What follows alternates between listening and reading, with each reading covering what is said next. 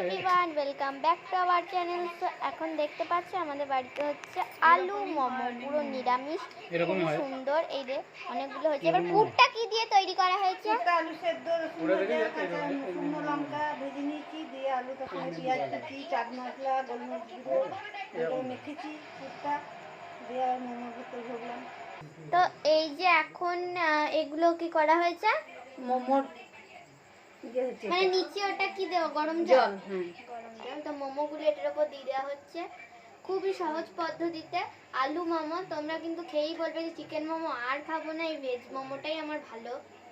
পুরো নিরামিষ, একদম নিরামিষ না আমিষ, পেঁয়াজ দেওয়া, রসুন দেওয়া আছে, রসুন পেঁয়াজ দেওয়া, নিরামিষ না, সরি।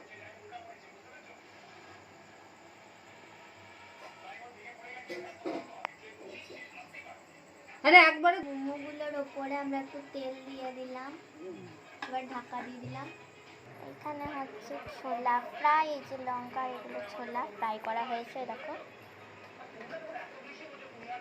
তো এইদিকে কিন্তু আমাদের মোমো এখন হচ্ছে সেদ্ধ, তোমরা দেখতে পারো। অবশ্যই এটা ঘরে কিন্তু ট্রাই করবে সবাই।